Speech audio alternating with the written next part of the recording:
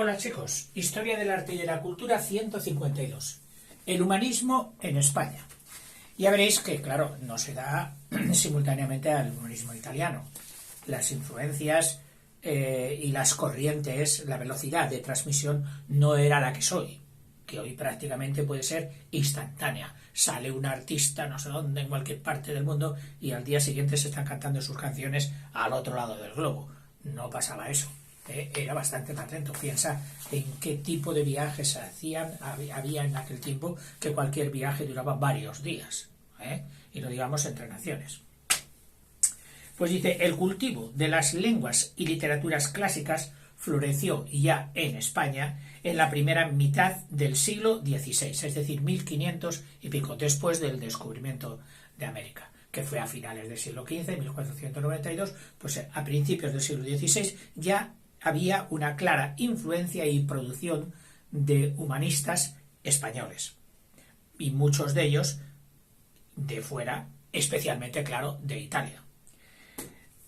Dice, ya triunfaba plenamente la cultura grecolatina, es decir, ya la escolástica, se estaba borrando, aunque había instituciones muy fuertes, muy consagradas, como podía ser la Universidad de Salamanca, una de las mejores de Europa, hay que recordarlo, que mantendría seguramente pues su corriente y su estructura de conocimientos todavía de la escolástica. Pero fue muy receptiva. Salamanca fue muy receptiva, ya lo veremos. Siempre dada a lo nuevo, a qué hay por ahí valioso. Y mandaba a sus estudiantes mejores, los mandaba a aprender en las universidades europeas, que en aquel tiempo era Bolonia, un poquito alejada de Florencia, bueno, alejada relativamente, pero muy cerca de todas las corrientes renacentistas de la Gran Florencia.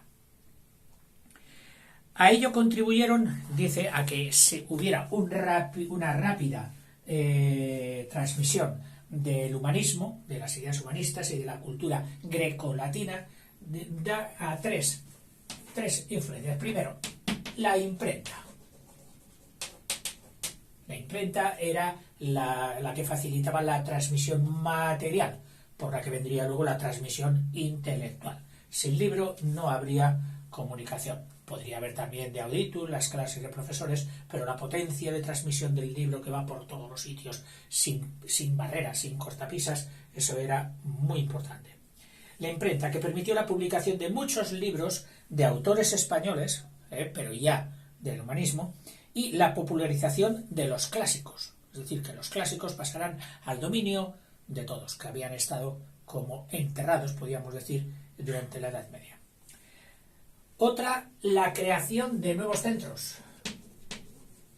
Creación de nuevos centros de enseñanza.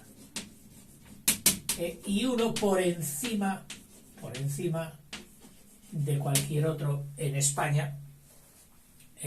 Dice, la creación de nuevos centros, en especial la Universidad de Alcalá de Henares, la provincia de Madrid, camino de Guadalajara, debida al cardenal Cisneros, el cardenal que estuvo tan metido en la política española, asesorando primero, incluso luego llegando a ser regente, cuando estuvo incapacitada Juana la Loca, antes de que reinase Felipe el Hermoso, pero luego no se desenganchó, es decir, su importancia ahí fue tremenda. Cisneros podríamos meterle a la altura decisiva de cualquier rey de aquella época en España.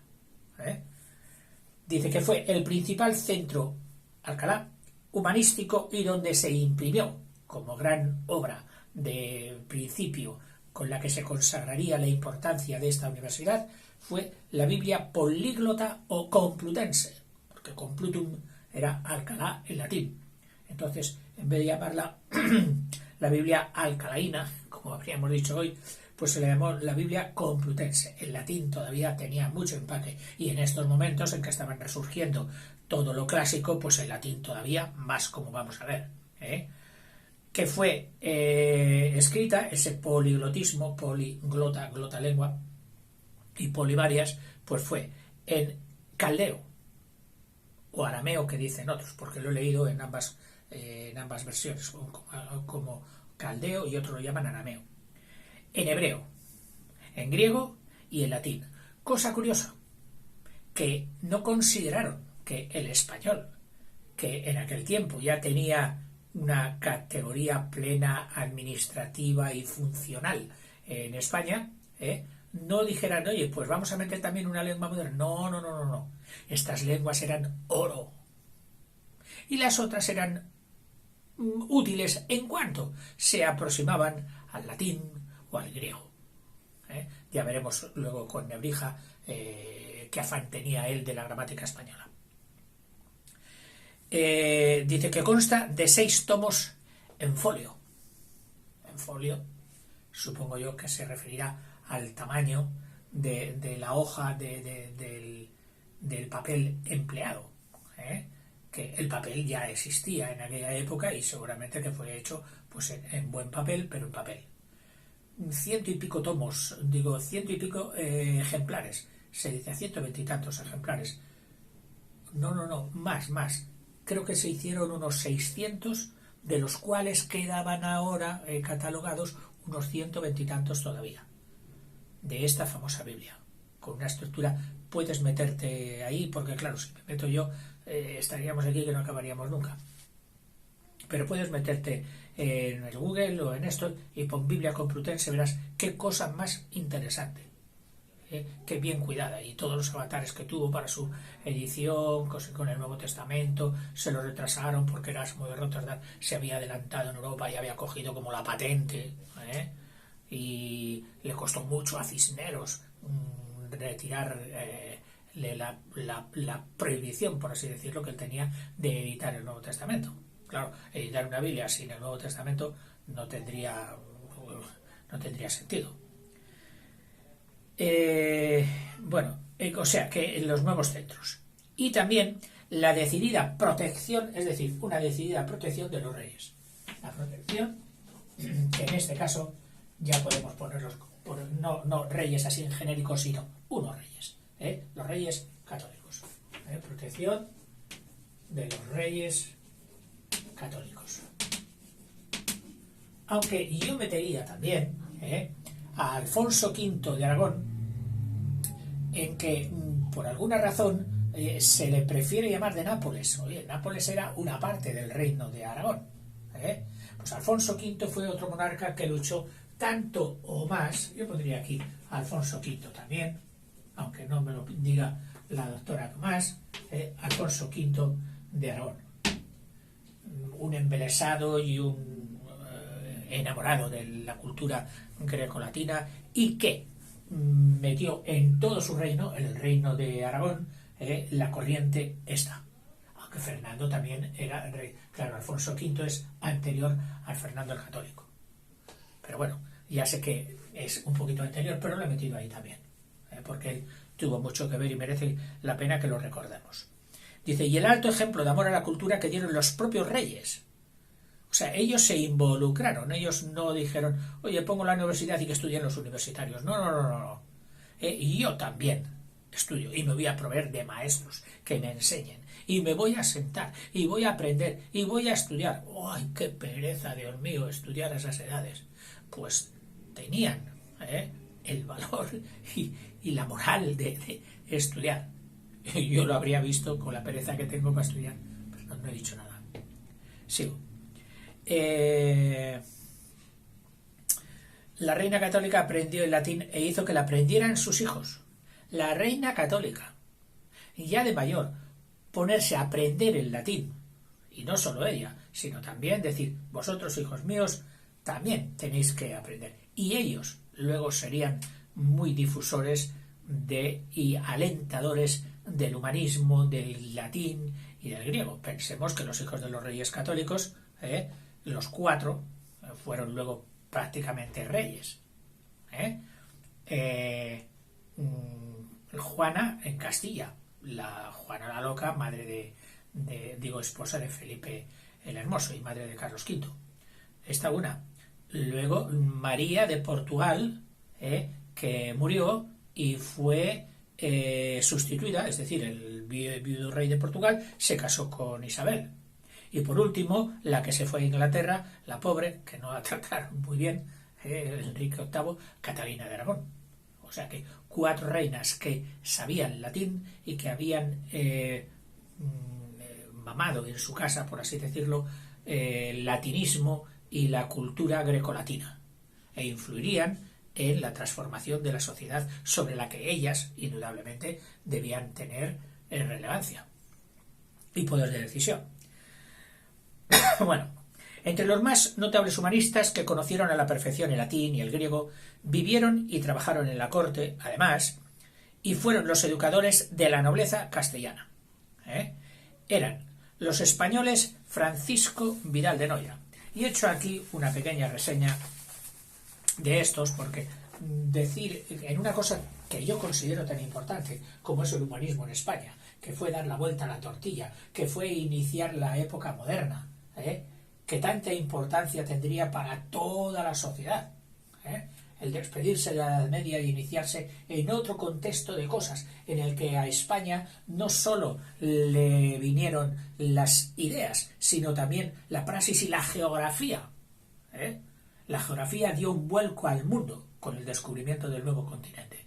Entonces a España, para España, el Renacimiento supuso, si cabe, más que para el resto de las naciones.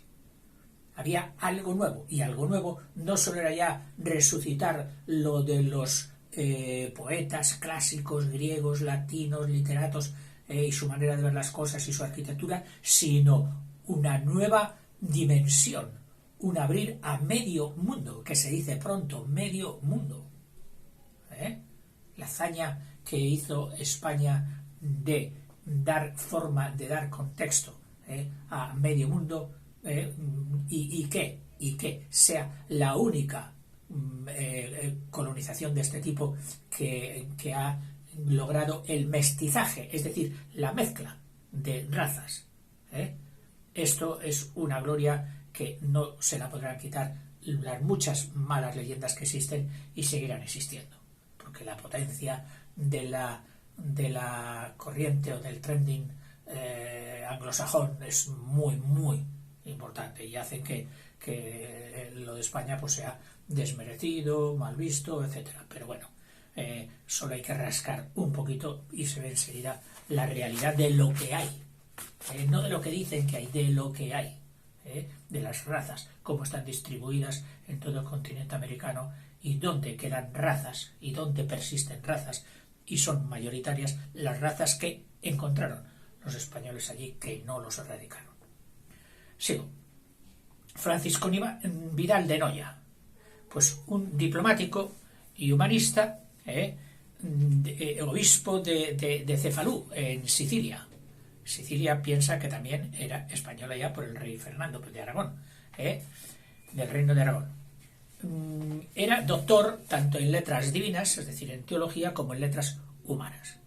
Incluso se le nombró, antes de venir a España, se le nombró ya con un cargo en las instituciones eclesiásticas españolas. Fue prior del Pilar de Zaragoza, aunque no tomó posesión. Y cuando vino a tomar posesión, no vino a tomar posesión, vino a otros cargos, a otros menesteres, ya había otro en su lugar. Como obras notables, pues fue traductor de Salustio, un historiador romano de los más importantes de la época romana del siglo I. Hubo otra, o sea, voy a poner aquí los, hemos dicho Francisco Vidal de Noya. Francisco Vidal de Noya, siciliano, en las instituciones religiosas y por último en la corte castellana. Una que la voy a escribir con todas las letras en mayúsculas. Beatriz Galindo, apodada la Latina, una chiquilla nacida en Salamanca en 1400 65. Experimenta desde muy tierna infancia ser estudiosa. Y su padre, que tenía más hijas, y había cierta costumbre de, cuando se tenían varios hijos, dedicar al menos uno a la iglesia y el resto pues a casarles y a tener dinastía. Entonces, viendo que esta era muy aplicada, quizás considerando que una mujer destinada al matrimonio no debía ser muy culta, por aquello de que todavía el hombre debía llevar la batuta en casa, y claro, tener una mujer más lista que el hombre, aquello no casaba muy bien, le dijo, pues mira, tú que te encanta el latín, el griego y ya destacas mucho, dile tú para monja. Y ya la destinó para el claustro. Pero claro, no ingresó.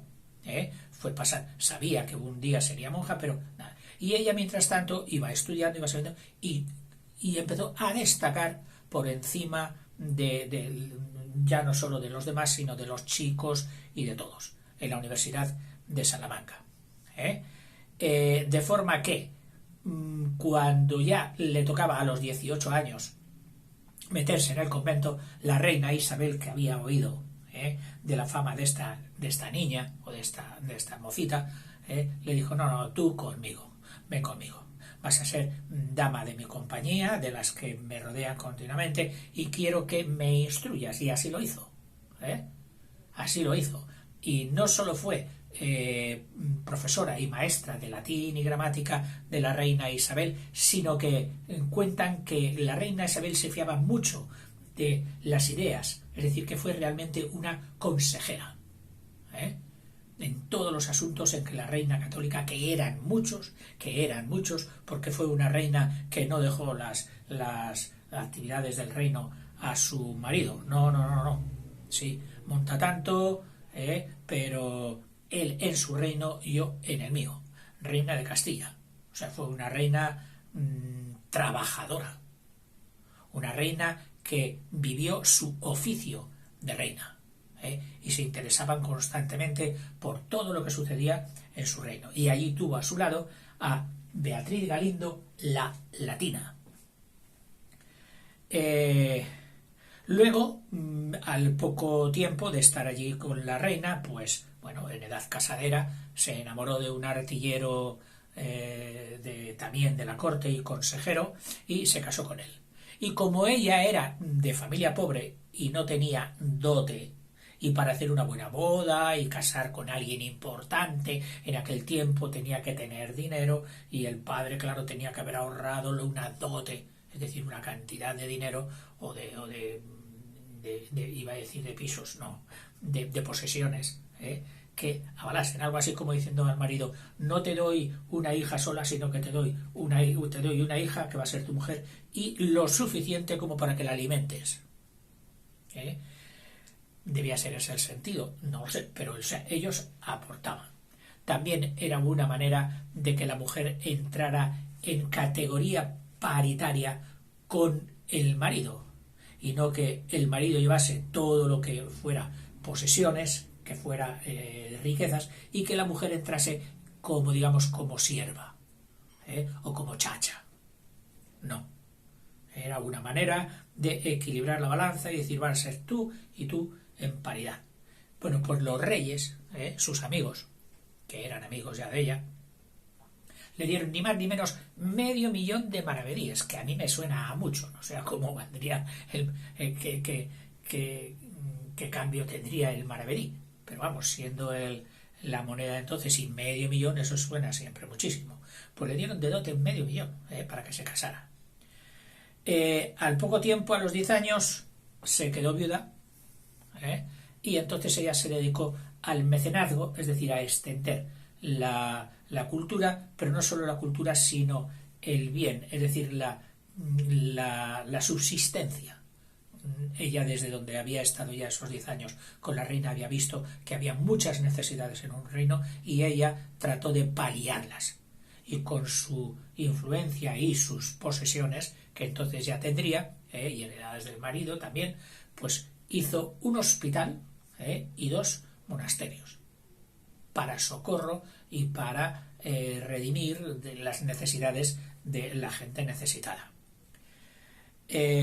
A los 15 años, en Salamanca, ya traducía, hablaba y escribía en latín. Con todos, pero no solo con todos, mejor que todos los que estaban por allí. Tuvo muchísima fama. También le encantó el griego, sobre todo para poder leer a uno de sus favoritos, a Aristóteles. Lo demás, acabó de entrar, se casa con el capitán de artillería, vive de los años. En España, junto con Beatriz Galindo, hubo toda una pléyade de mujeres del mismo estilo, lo que se llamó el puele... A ver si lo he escrito bien. Sí, el puele d'orte. Es decir, las mujeres pero jóvenes, dotas, que fueron todo un fenómeno. A mí me alegra mucho comprobar y leer esto cuando luego, a lo largo de la historia, no de antes, sino de ya a continuación, decayó esta ligazón entre la cultura y la mujer. Se la postergó. No voy a echar la culpa del todo al emperador, luego Carlos V que vino, que me ha llamado mucho la atención que cuando un historiador o un cronista de estos de la corte y del reino, del imperio, trató de hacer una relación de hombres sabios, de hombres influyentes por la cultura que había habido y había en el reino, el emperador Carlos V le dijo: no metan mujeres. ¡Ay! Esa es una tacha que yo sí personalmente sí que le pongo.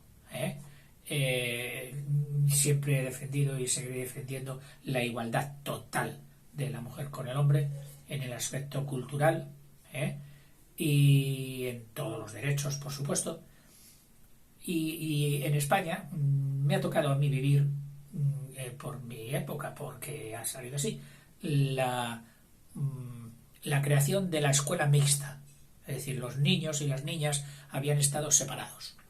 Escuela de niñas, escuela de niños, escuela de niños, escuela de niños. Aunque parece ser, fíjate, que en Salamanca ya permitieron a Beatriz Galindo y a otras que estudiaran. E incluso alguna llegó a ser profesora y dio clases en Salamanca, una mujer. O sea, eso sí que era, como luego sería más adelante, poner una pica en Flandes. Y allí la dijeron puesto. Bueno, pues esta pléyade de mujeres sabias hizo muchísimo, entre las que hay que incluir ahí a las 4 hijas de los reyes católicos, entre ellas. Bueno,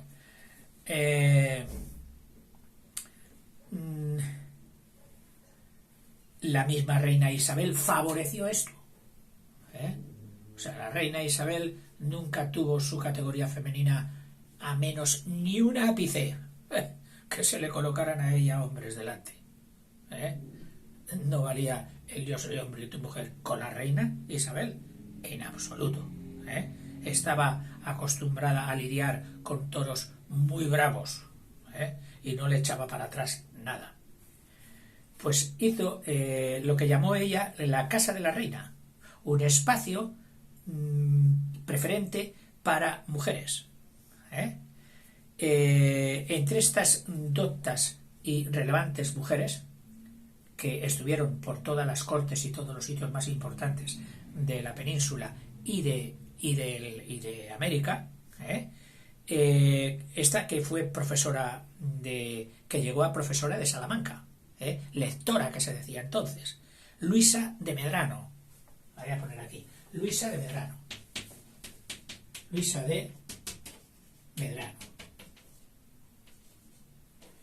Y he leído en internet, que es una maravilla poder ahí con el simple celular, con el simple móvil, ¡pum!, te aparece ahí una documentación enorme.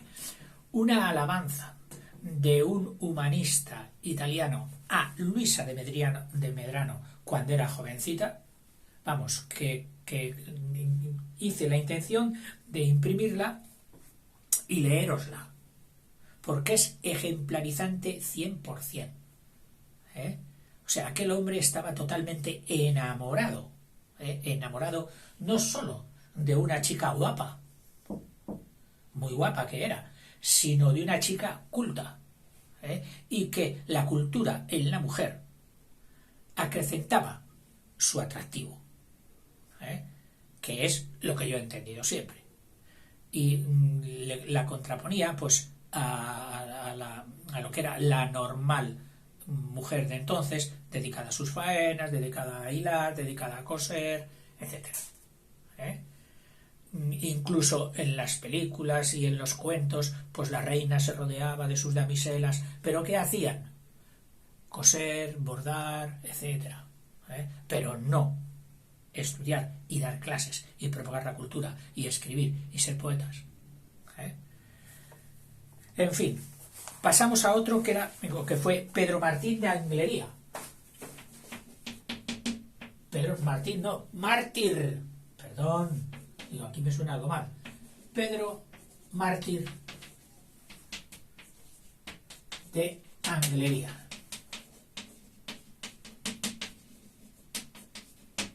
También siciliano. También siciliano. A ver, no, siciliano no. Siciliano va a ser otro, el siguiente. Este Pedro Mártir de Anglería era del milanesado, es decir, del ducado de Milán, aunque se educó ya en Roma. Piensa que el Renacimiento, la explosión más importante del Renacimiento, aunque fue en Florencia todo el nacimiento, todo el 480, luego fue su eclosión y su apogeo fue en Roma, durante el siglo XV y XVI. Bueno, durante el siglo XV no, el siglo XV fue el 480. Es que ahí hay que tener cuidado, porque claro, todo lo que empieza por 1400 tal es siglo XV, que fue la primera fase del Renacimiento, como luego veremos. Y sin embargo, el 1500 y pico, ya siglo XVI, que ese fue el apogeo con los grandes de Roma. Pedro Martín de Anglería se educó en Roma, y allí el embajador español de Roma, me parece que era el de Mendoza,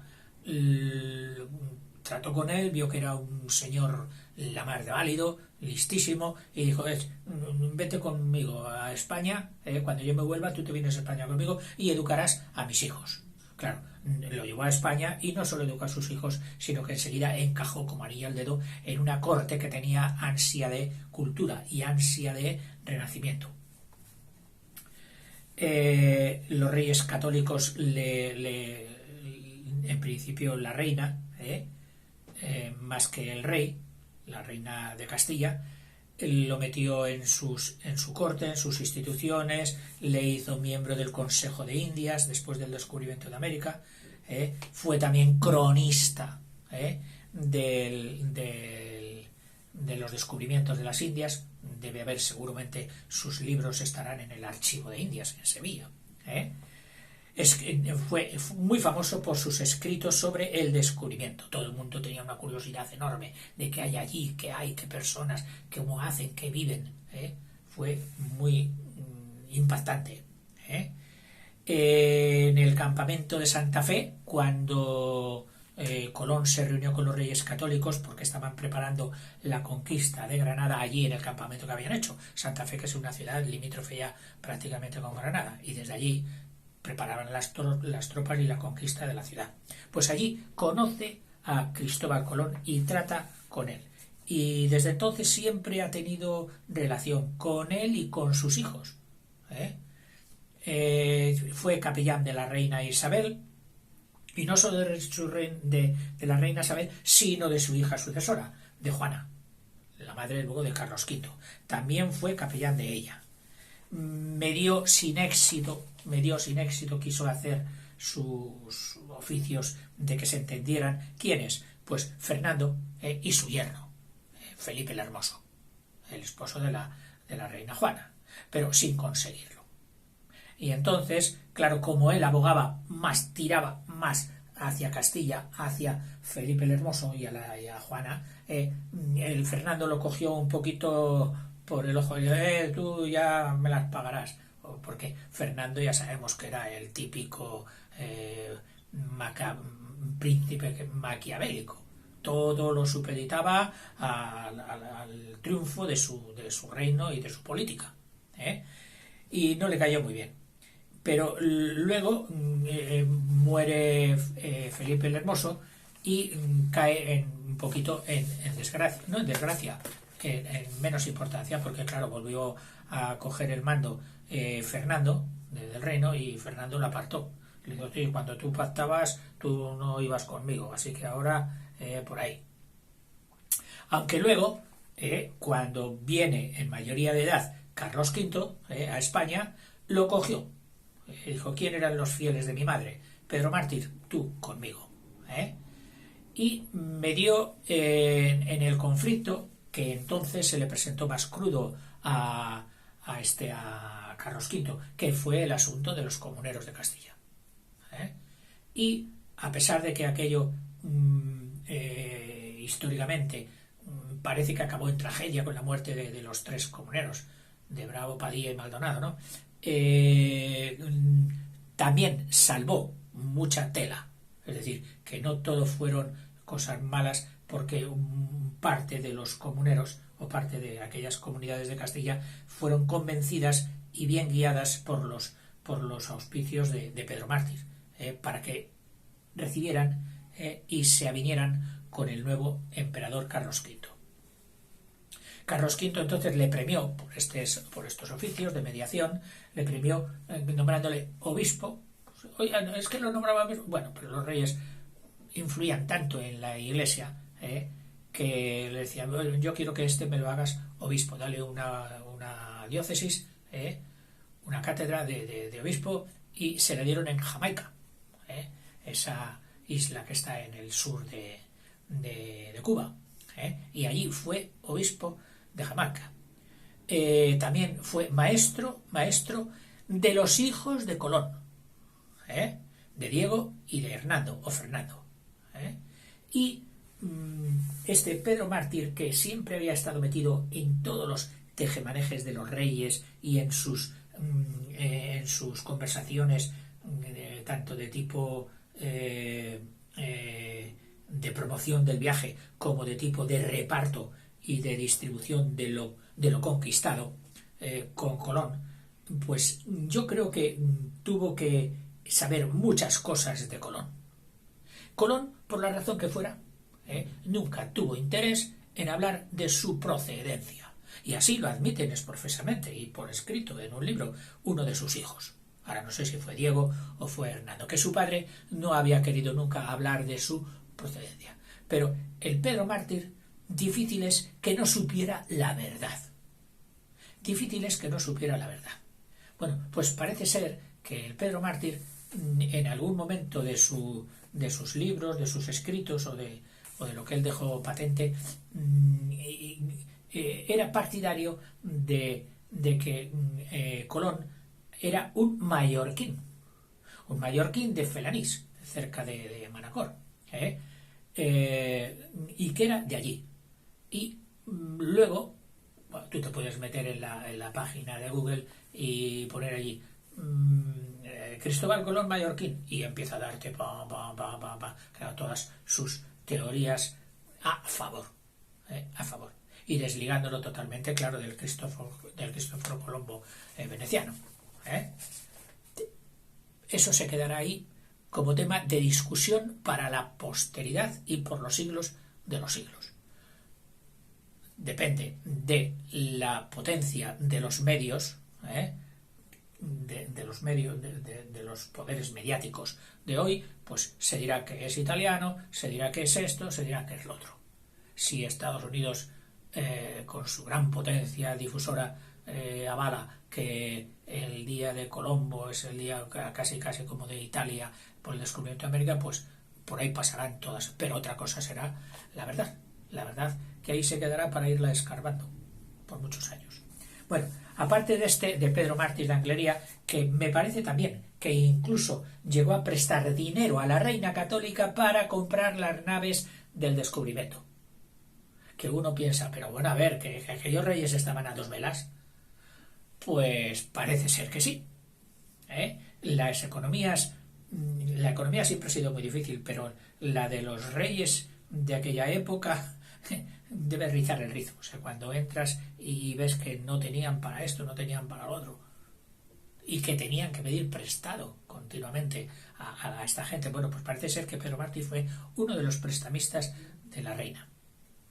Otro prohombre humanista de aquella época fue Lucio Marineo Sículo. Lucio Marineo, este sí que fue siciliano. Siciliano. Había sido profesor en Palermo, también en la isla de Sicilia, y pasó luego, o fue fichado por Salamanca como profesor. Fue capellán de Fernando, de su rey Fernando, y fue instructor de muchos hijos de los nobles de aquel entonces, sobre todo de la parte de Castilla. Queda para mí el que fue más importante, pero que como ya me he pasado un poquito en el tiempo, y su personalidad, yo creo que lo aguanta un vídeo más, es Nebrija, el gran gramático Nebrija, que lo veremos en el vídeo siguiente. Hasta luego, chicos.